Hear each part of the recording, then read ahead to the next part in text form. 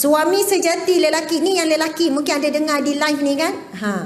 Lelaki yang hebat bergaya itu bukan apabila dia membawa mobil yang mewah, menyediakan isterinya rumah-rumah yang besar, ataupun boleh membawa ahli keluarganya melancong ke luar negara, ataupun boleh membawa ahli keluarganya makan mewah. Itu bukan lelaki yang bergaya. Bolehlah bergaya sekejap kat dunia, tetapi lelaki yang bergaya yang sebenar di mahsyar kelak, dia akan memimpin isteri anak-anaknya masuk ke dalam syurga Allah sekeluarga. Allahu Akbar, subhanallah. Ramai mana lelaki pada hari ini boleh memimpin syarikat yang besar. Ada pekerja sampai ratus-ratus, ribu-ribu, tapi dia di rumah tidak boleh jadi ketua kepada isteri dan anak-anaknya. Tak boleh jadi contoh tauladan dalam bab salat, dalam bab zikrullah, dalam bab selawat contohnya, dalam bab adab, akhlak dan sebagainya. Tapi ia dihormati, dipuji-puji oleh masyarakat. Sebab itu hakikat diri kita yang sebenar, ibu-ibu bukan di luar rumah, adalah di dalam rumah. Walaupun kita di luar rumah mungkin dihormati dengan jawatan, dengan kedudukan, dengan kemasyhuran ataupun dengan ilmu, dengan apapun, tapi kalau di dalam rumah kita bukan isteri yang baik, bukan ibu yang baik, sebenarnya itulah diri kita yang sebenar. Sebab kalau nak tahu kan kita riak atau tidak, adakah akhlak kita sama di dalam rumah dengan di luar rumah? Adakah cara kita makan di dalam rumah dengan luar rumah sama khalayak ramai? Adakah cara kita bercakap dekat luar rumah kan lembut? Lepas tu bila orang jemput makan tu kan, di meja makan tu kan, makanlah lembut je. Terima kasih. Orang dah makan, terima kasih. Alhamdulillah, cukup. Angkat tangan. Allahumma barik lana. Kat rumah lain macam. Makan. Suara dah lain dah. Lepas tu suami diam. Kenapa diam bang? Tak sedap ke? Dah lupa dah baca doa. Apa semua. Allahu Akbar. Nak tahu diri kita yang sebenar, bagaimana kita di rumah. Itu yang hadis Nabi sebut kan. Nabi sebut khairukum, yang paling baik di kalangan kamu, khairukum li ahli, yang paling baik dengan ahli keluarga. Wa ana khairukum li ahli, dan akulah orang yang paling baik dengan ahli keluargaku. Hebat ayat Nabi ni. Ayat Nabi ni makna ada manusia yang mampu declare macam ni. Contohlah saya sebut, wanita paling baik adalah wanita yang solehah, dan saya lah paling solehah. Nak termuntah kan? Elek ustazah ni perasan. Dah tak ada dah orang nak jemput. Wanita yang paling baik, wanita yang lemah lembut, saya lah orang paling lemah lembut. Contohilah saya. Semua tengah biar betul ustazah ni kan. Tapi bila Rasulullah boleh declare macam tu, khairukum li ahli, yang paling baik dengan kamu adalah orang paling baik dengan ahli keluarganya. Wa ana khairukum li ahli, dan akulah orang yang paling baik dengan ahli keluargaku. Dan kita tahu kata-kata Nabi ini adalah wahyu daripada Allah Subhanahu Wa Taala. Bukan Nabi nak cakap ikut suka hati, tidak. Sebab Allah sendiri telah declare tentang akhlak Nabi sallallahu alaihi wasallam. Sesungguhnya Rasulullah itu adalah uswatun hasanah, contoh tauladan yang terbaik.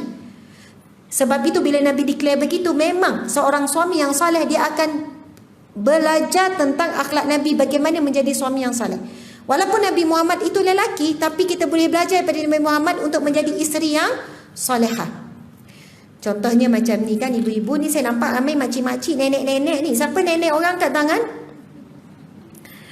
Masya Allah. Tapi nampak awet muda remaja belaka. Tapi sekali pandang lah, tak boleh pandang banyak kali. Dia sekali pandang. Nampak macam awet muda. 2 kali nampaklah awet tua tu. Subhanallah. Masya Allah. Tak apalah, yang penting kan itu angka saja. Jiwa kita muda, semangat kan, muda, Masya Allah. Contohnya begini kan, cucu kita datang rumah kita ni kan bersih. Rumah nenek-nenek ni kan, dah lama tak ada anak kecil, bersih, tak boleh sepak-sepak.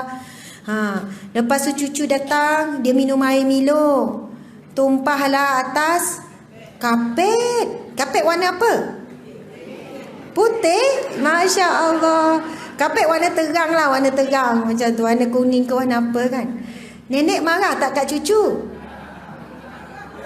Tak marah. Hebatnya cucu ni. Nenek ni, nenek Majid Ibnu Abbas, tak marah langsung. Tak apa nek, tak apa cu, tak apa. Mungkin marah dululah kan. Logiknya lah.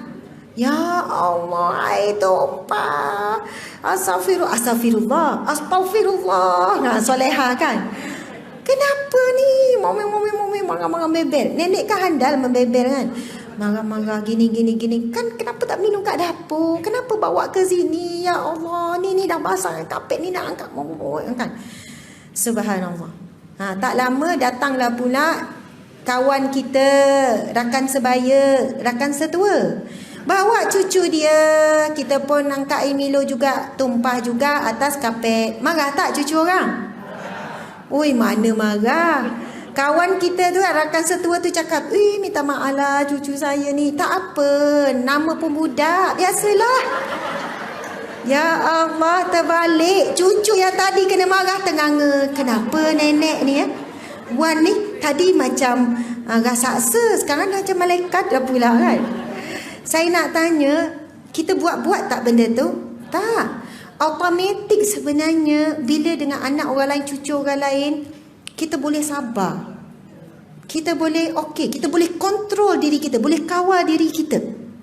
Tak adanya cucu orang kita nak apa ni minum ni pergi, kenapa? Tak ada. Automatik tak apa, budak-budak tak ada masalah, benda kecil tu. Nanti ada orang angkatkan kapet ni, tak apa ambil tisu. Tenang. Kawan tu pun puji, ya Allah kau ni baiknya memanglah.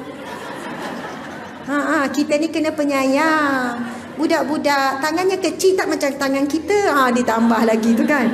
Nama pun budak, Masya Allah. Tapi masa dengan cucu kita hilang kawalan tu. Marah dulu ni. Saya cerita benda ni bukan cerita orang lain, cerita saya sendiri. Anak saya yang Imran tu ada ikut tu. Dia marah saya sebut nama dia.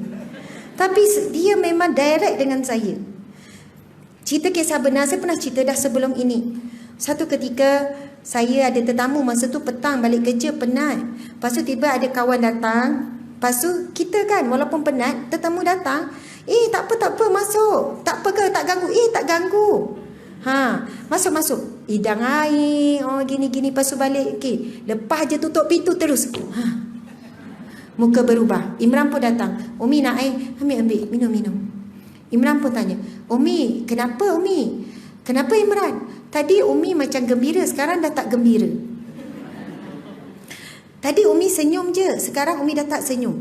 Lepas tu saya kata, Imran, Umi penat sebenarnya. Tadi Umi tak penat, Umi penat juga. Tapi kan tetamu datang, kita kena dah senyum. Habis tu kenapa Umi tak boleh juga senyum dengan Imran? Subhanallah.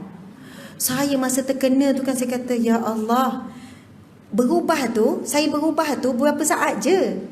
Maksudnya kita boleh, walaupun penat, bila raikan orang daripada hati, kita boleh senyum. Terima kasih. Minta maaf lah apa-apa kekurangan kan, main lagi. Dah tutup pintu, tunjuk. Kita penat tak larat tu kan. Anak datang, Umi nak air? Minum. Kenapa Umi? Maksudnya dia nak tegur saya sebenarnya. Kenapa Umi boleh senyum pada kawan Umi, tak senyum pada Imran? Subhanallah, saya kata minta maaf lah Imran. Imran. Tapi senyum tu tawa lah kan. Senyum. Masya Allah. Umur dia masa tu umur 6 tahun macam tu lah. 6 tahun budak kan. Tapi kata-kata dia tu walaupun direct, dia tak berlapik kan. Maksudnya teguran daripada Allah walaupun daripada anak kecil. Masya Allah.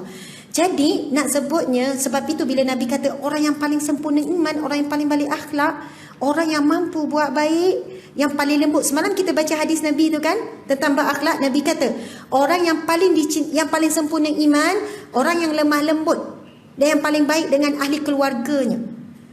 Allahu Akbar. Suara kita yang paling lembut, paling layak untuk suami kita. Tapi bimbang dah terbalik untuk orang luar. Dengan Tok Imam ramai lagi. Tok Imam nak pergi mana tu? Lama tak nampak. Apa khabar? Panjang pula. Suami sebelah tak tanya khabar pun. Masya Allah. Dengan suami orang lain tu, ramai lagi sopan. Ya Allah, gini.